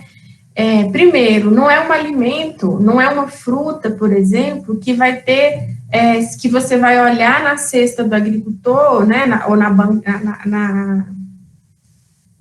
banquinha, né, do agricultor, e vai achar o mesmo padrão de fruta, né. Então, por exemplo, uma laranja, uma pera, ela não vai ser plastificada, entre aspas, como a gente vê no supermercado, né? Eu uso muito esse termo plastificado, porque, assim, às vezes eu andando pelas gôndolas do supermercado, eu fico até meio mal, assim, de ver, parece que a alimentação foi feita em série, os alimentos, né, feitos em série, assim, tudo certinho, do mesmo tamanho. Eu sei que a produção tem as escalas, os tamanhos, né, diferencia as caixas para vender mais caro ou mais barato, mas, enfim, eu acho que perpassa também por o consumidor entender que é um produto consumido de uma forma de menor escala, que é como se fosse o nosso quintal, né? Só que a gente não tem mais quintal, a gente não tem essa oportunidade, né? Principalmente Ouro Preto e Mariana, que o terreno é muito caro, a terra aí é muito cara, né? Então as pessoas não conseguem ter um quintal para ter um pomar grande, né? Uma horta grande. Alguns lugares as pessoas conseguem ali manusear o pequeno terreno que tem e planta alguma coisinha, mas a gente sabe que é pouco ainda, né? Então não consegue ter muita coisa, uma variedade grande de alimentos e uma produção contínua, né? Então, eu acho que é entender também, explicar para as pessoas isso. Olha, o alimento ele é um pouco diferente, às vezes ele vai estar um certo, entre aspas mesmo, defeitinho, porque ele vai estar com uma manchinha, não vai ter aquele formato muito homogêneo, né? Mas isso garante a saúde do alimento, isso garante que você está comendo um alimento onde um bichinho vivo foi lá, né, se aventurou enquanto aquele alimento crescia, e se aquele bichinho vivo foi lá, ele não morreu, ele continuou vivo, é porque a gente também pode comer e não vai morrer, né? Não vai, enfim, ter câncer e ter esse monte de contaminação aí, que a gente sabe que as nossas águas, os nossos solos estão contaminados de agrotóxicos, né? Então, eu acho que uma questão importante é clarear por isso aí. Bom, pelo que eu conheço, a Raquel, ela já está com esse pensamento, né? Já tem uma coisa nesse sentido, mas eu estou reforçando porque tem bastante pessoas aqui. Eu acho que é importante já ir tendo esse olhar diferente, esse olhar diferenciado para esse tipo de produção de alimentos, né? E aí, sem contar, né, que aí são principalmente os alimentos de base agroecológica, tem toda uma questão de biodiversidade, toda uma questão de proteção, de convivência, né, com o ambiente. Então, são locais também que, além de produzir alimento, produz vida no geral, né, de uma forma abundante. E aí, uma outra questão que eu acho que é muito forte, é a questão do incentivo mesmo à agricultura familiar, né, incentivo ao alimento agroecológico e orgânico, que a gente sabe que, principalmente aí nos últimos anos, só declinou, né. E aí eu falo isso, além de ser muito caro, né, o terreno em Ouro Preto e Mariana, né, tem o projeto Panorama, né, da agricultura familiar, que é o projeto do professor Lelinho, tem observado que, quando foi fazer o mapeamento dos agricultores, né, observou-se que ao longo desses 5 anos aí, o desastre da Samarco, o desastre ambiental da Samarco, aumentou muito o número de agricultores na região de Mariana, coisa que não aconteceu em Ouro Preto, aconteceu só em Mariana. Então, muitas pessoas, né, como, por exemplo, o Júlio, que é do Circula Agricultura, da Feira Agroecológica Circula Agricultura, ele trabalhava na Samarco, e após o rompimento da barragem, muita gente voltou para a terra no sentido de manejar a terra, de plantar, de criar animais, né? Porém, bom, é uma atividade nova em termos proporcionais, né, de agricultores na cidade, porém não tem um incentivo adequado, porque a gente sabe de toda a dificuldade. Ele fala que pelo relato dele, né, do Júlio e da Célia, esposa dele, eles só estão conseguindo trabalhar, viver da agricultura familiar, trabalhar no terreno, né, que foi doado pelo pai dele para ele, por muita insistência, e por acreditar que eles estão promovendo saúde, estão contribuindo para a sustentabilidade ambiental, para a melhoria dos problemas climáticos, enfim, né? Então, por uma ideologia mesmo, mas que falta esse incentivo. Então, fortalecer isso no município é extremamente importante. Muito obrigada, Anabelle. Sim, né? Eu sempre falo que o alimento, a gente talvez não conhece a cara dos alimentos, né? A gente conhece uma cara, como você falou, plastificada, e a gente não conhece o gosto também, né? Infelizmente, a gente está perdendo isso de conhecer os nossos próprios alimentos, né? E eu trago aqui os tradicionais, os culturais e o gosto dos alimentos, né? E aí você deu um exemplo que é muito claro. Uma laranja agroecológica, ela é diferente desde os aspectos visuais e principalmente do gosto e do sabor, né? É uma outra coisa, e as pessoas, né, que não são crianças, eu pessoalmente eu lembro muito da minha infância, né? Então, quando a gente come um alimento também agroecológico, a gente também traz recordações, memórias, sentimentos e emoções muito boas, porque realmente o sabor é outra coisa, né?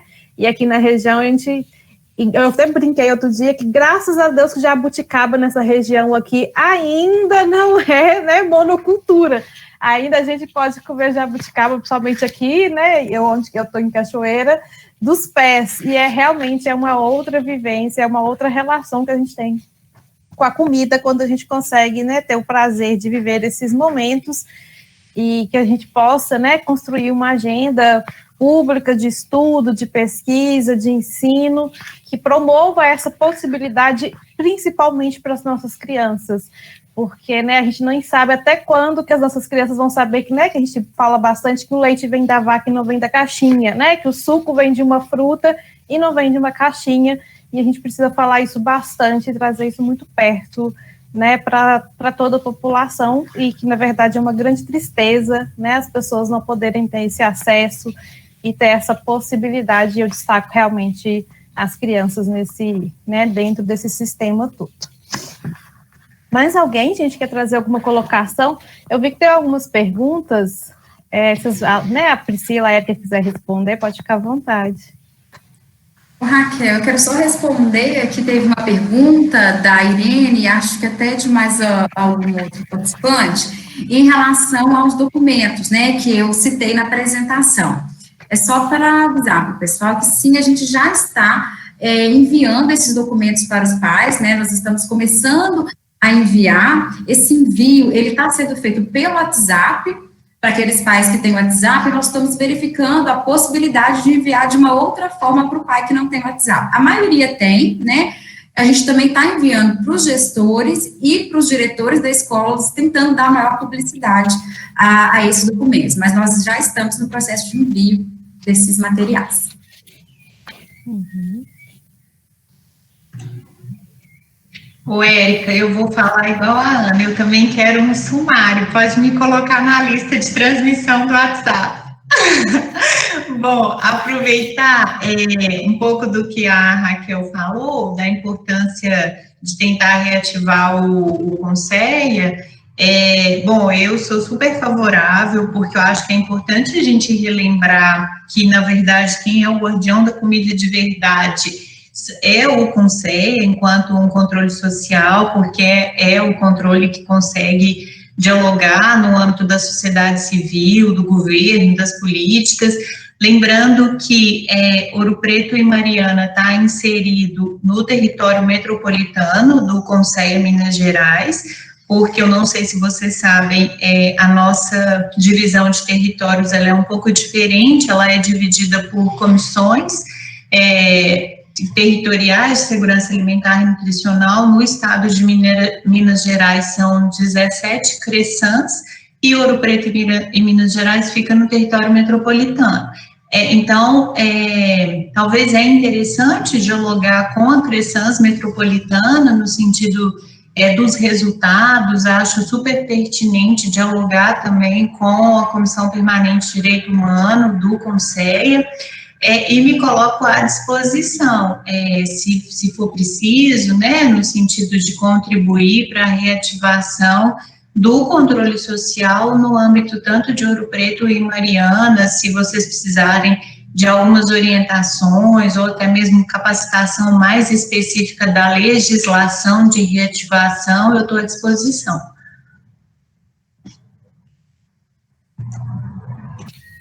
Muito obrigada, Melissa. E a Melissa, a gente vem conversando com o Edis há uns meses, né, Melissa? Há um tempo aí que a gente vem trocando ideias sobre isso. Sim, a gente pode passar o sumário para todo mundo, tá, gente? Assim, a gente pensou nos gestores, mas a gente pode mandar para as secretarias, né, para o pessoal do CRAS que está aqui, não tem problema nenhum. É até bom que a gente coloca isso na nossa lista, tanto o sumário executivo, que é um pouco mais longo, como a cartilha que aí a Priscila desenvolveu, que é um pouco mais curta. Então, a gente manda o grande e o resumo, né? E aí, eu acho que aí todo mundo pode ter acesso. E quando vocês tiverem acesso, vocês podem disponibilizar à vontade, tá?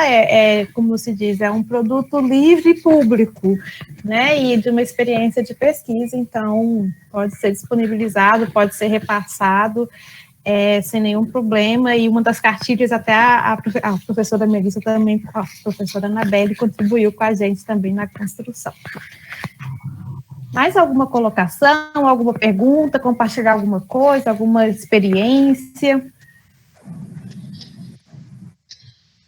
Então, Raquel, fica o convite para vocês escreverem um material de divulgação dos dados que a gente pode publicar no blog do Conceia Minas Gerais. A gente faz matérias frequentemente, mensalmente, e eu acho que seria uma matéria super importante nesse momento, tá? Então, fica o convite. Então, as meninas, né, a Priscila e a Érica, elas vão quase ficar de cabelo branco, mas a gente pode fazer um infográfico, né, gente, para divulgar isso. Mas o trabalho para vocês, obrigada, é sempre importante a gente ter espaços para divulgar, né, o que a gente está desenvolvendo. Vou fazer um rapidinho comentário aqui, olha, aqui em Lavras, porque eu moro em Lavras, no sul de Minas, né, a gente teve uma conversa de quase 1 ano e meio, não, na verdade, 2 anos mesmo, para reativar o Conceia aqui, né? Então, mesmo que pareça que está demorando, fiquem firmes, né?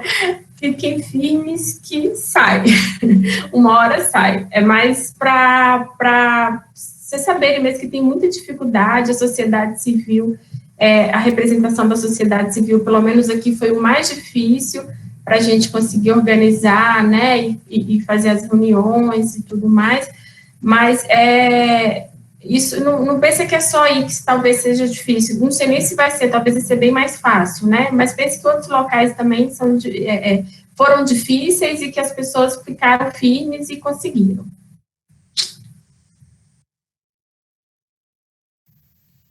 Eu queria falar se a Cíntia quer falar alguma coisa, algum representante do CRAS quer fazer algum relato.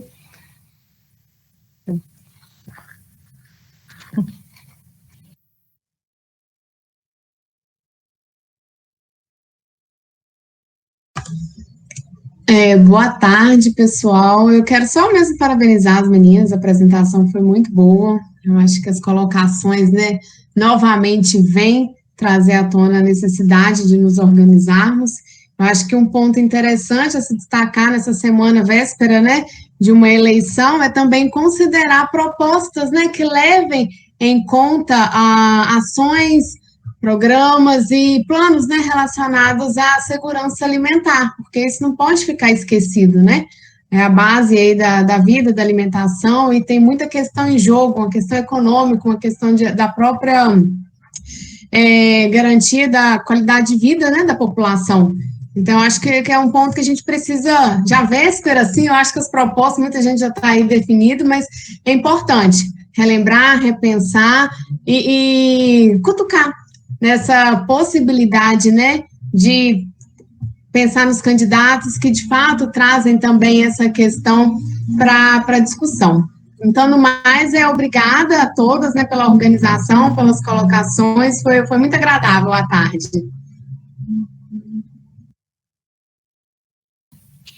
Olha, então, sim, se alguém mais quiser falar, mas eu queria muito agradecer, novamente agradecer, né, e parabenizar a Érica, a Priscila, a Crislane e a Natália pelo intenso trabalho, né, que elas estão desenvolvendo.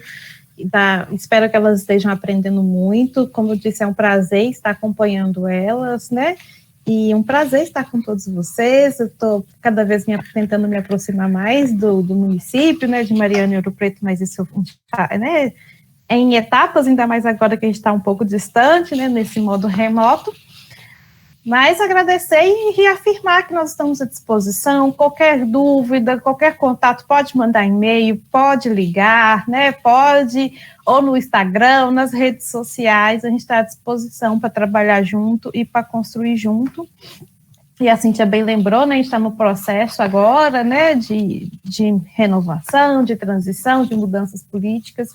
E aí é muito importante, né? A gente atuar como cidadão e exercer esse direito nosso, né, com muito cuidado e muita responsabilidade também, muita atenção. Acho, gente, que a gente já está chegando, né, chegando nas nossas 4 horas, né, que a gente tá, nem sempre brinca que realmente ficar modo online por muito tempo é até cansativo, né, a gente está no momento de aprendizagem também desse modo, de trabalhar assim. Então, agradeço a todos que ficaram aqui até o momento. A gente vai disponibilizar no YouTube, então vocês podem avisar para as pessoas que quiserem, quem não puderem, né, quem quiser rever, para os estudantes, para todo mundo, para as escolas, que né, esse material vai estar lá, e em breve a gente vai, né, estar no processo de enviar tudo para as secretarias também de Mariana e Ouro Preto, e vamos enviar para o COSEA, enviamos para os professores, para que a gente possa trabalhar isso. Tá, então, muito, muito obrigada pelo tempo aqui conosco. Um abraço para vocês. E, como eu disse, estou à disposição e nos encontramos aí, né? Um abração nesse mundo. Beijo. Um beijo e tchau. Muito obrigada. Tchau, gente. Obrigada. Tchau, Anabelle. Beijo. Beijinho. Beijo.